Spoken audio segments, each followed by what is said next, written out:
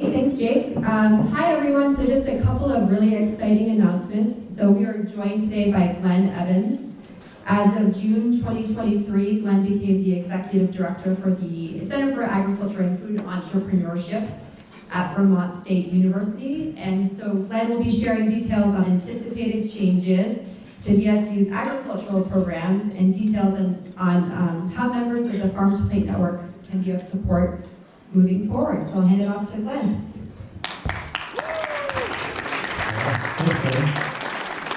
All right, good to see all these ag rock stars out there. So appreciate the attention today. Just want to share a little bit about what's going on at Vermont State University. I know probably if you've ever had your eyes open or your ears open, you've probably heard something about Vermont State University in the last few months. So hopefully I can educate a little bit about where things are at, specifically with our Center for Agriculture and Food Entrepreneurship. So just a little bit of background. So we have a center, and we've established this center. This center was established fairly recently, but it's been a long undertaking. So with the tremendous input of folks in this room and elsewhere, basically trying to reimagine what an agricultural education might look like coming through Vermont State University. And formerly this was Vermont Technical College, or VTC. So it was really going to the drawing board and saying, well, what do we need to accomplish in the coming years? You know, what is the demand? What is the interest so that we can attract the next generation of farmers to come to Vermont State University to get an actionable education so they can learn the skills they need to be successful in a wide range of ag, food and forest related interests. So through that process, the center was born. And in June, basically the center came into effect. I was hired, I think it was mentioned, I came from a background of having a lot of exposure in higher ed, so Cornell University, University of Hawaii, trying to build ag programs and to sort of capitalize on the interests that students have and the needs that we have as an ag community. So with that said, what we're trying to do, our goal here is to provide hands-on, immersive learning, and to have unique pathways to accomplish that. So an associate's degree is focused on agriculture, food, and forest. A number of workforce trainings, so these are certificate trainings and one-off topics, everything from artificial insemination of cattle to how to properly fell a tree. And what I think will make this program particularly unique is the types of partnerships that we form that are outside of the traditional sort of university format, right? Where you go to campus, you take campus-based activities for the most part, and you graduate through that experience. So one of the nice things we have here in Vermont is such an incredible array of ag businesses and organizations. And so when we can expose students to experiences that are happening on those sort of real life situations through internships, through apprenticeships, through tours, and immersive laboratory experiences, then we can really expand the exposure, the network, and ultimately, hopefully, the value for the students that are in those programs. So lastly, one of the other things that we have, that we're very fortunate to have, is a network of resources. So this is the land, this is the equipment, the space, the instructors that can help us accomplish what we need to accomplish as a university. So on the Randolph campus, you can sort of see, this is a map here of some of those resources. We have about 250 acres of wooded and cropland. We have a farm facility that was historically dedicated to dairy, but has diversified some in the last few years. We have a maple program, we have orchards, and we have a building now that's earmarked for a meat lab facility. So a dedicated space where we can help meet that specific industry need. So there's a lot of opportunities there. As you know, ag is very much based on land. It's based on putting your hands in the soil, learning through doing. So having these types of resources is really critical to the program. So all that being said, we're going through a transformation, right? And it's not smooth sailing. So if you've looked in the news, you've probably seen things like the President's Optimization Report calling out the discontinuing of the agricultural program, discontinuing of forestry and landscape contracting.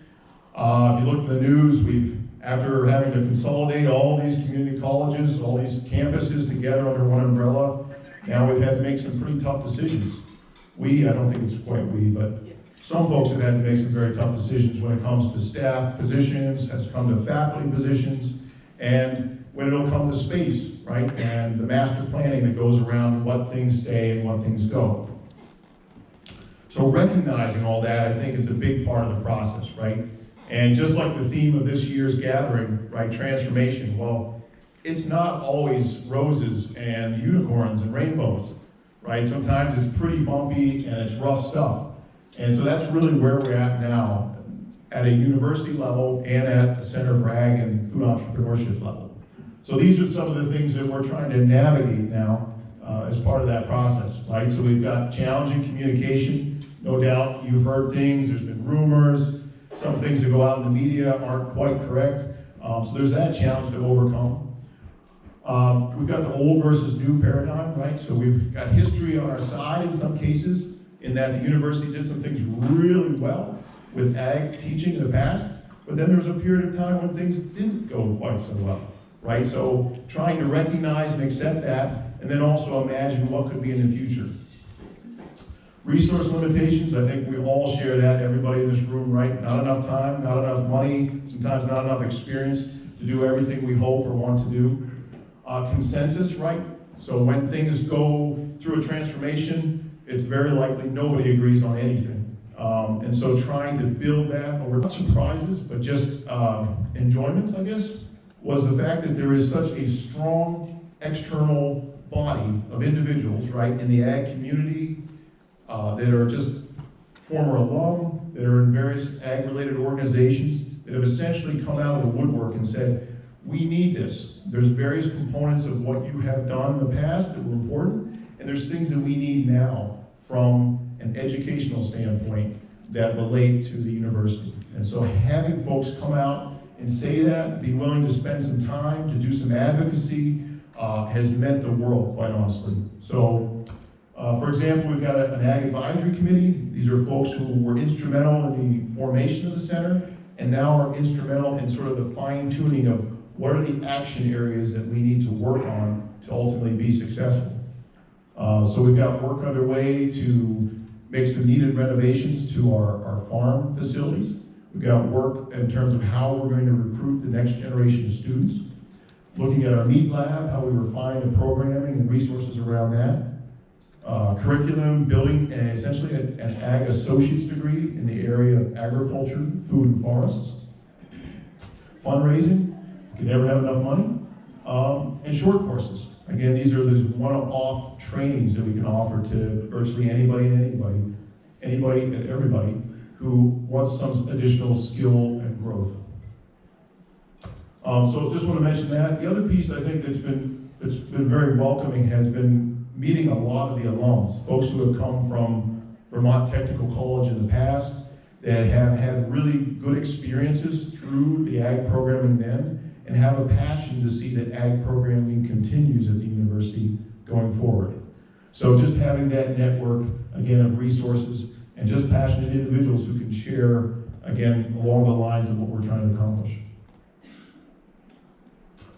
Okay, so I'll sum up my conversation with basically just an ask for help, right? So we're a newly forming center.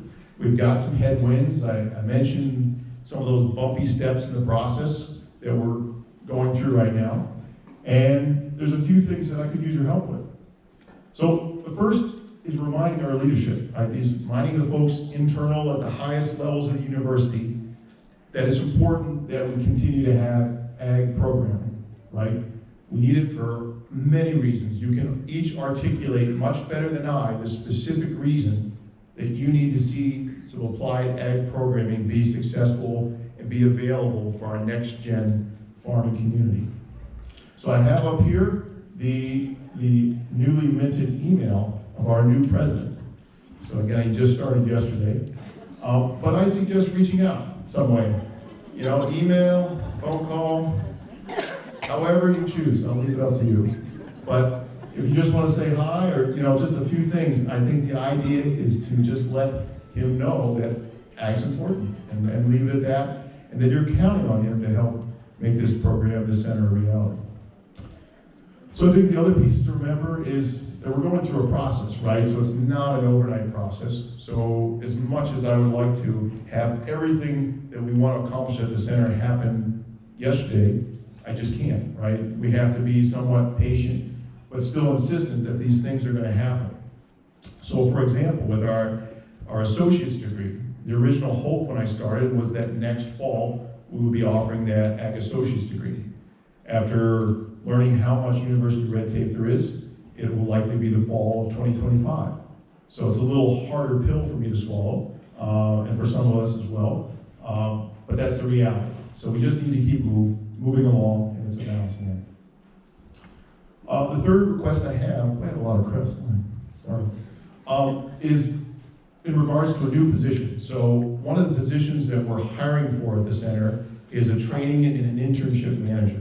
So this is a person that would be active with students, that would be active in all the coordination that goes around these independent certificate trainings, and that would be active in building those internship experiences that our students would participate in.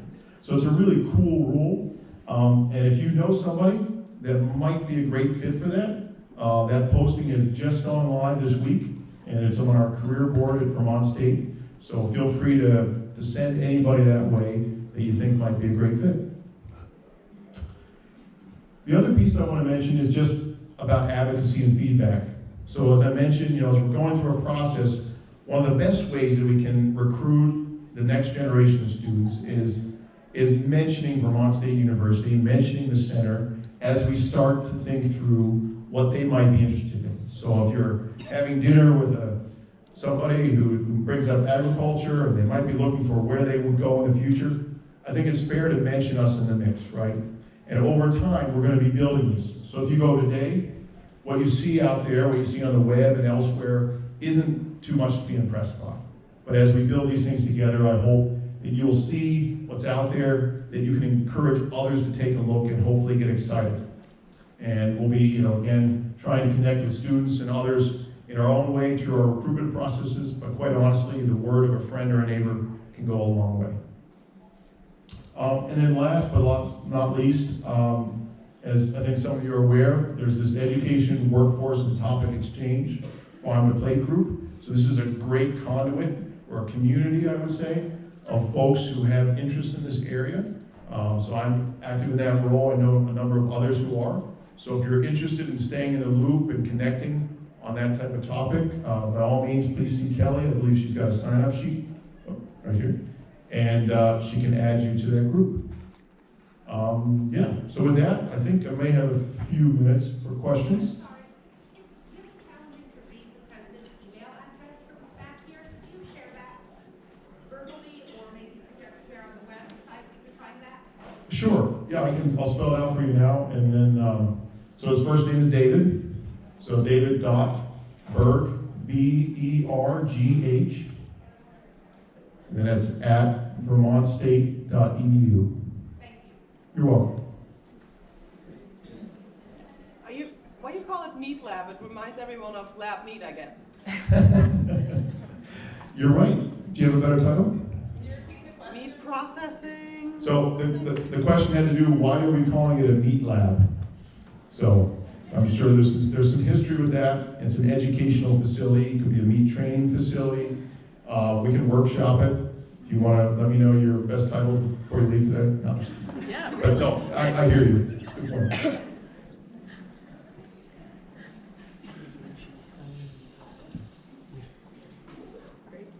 All right, thanks everybody. Appreciate it.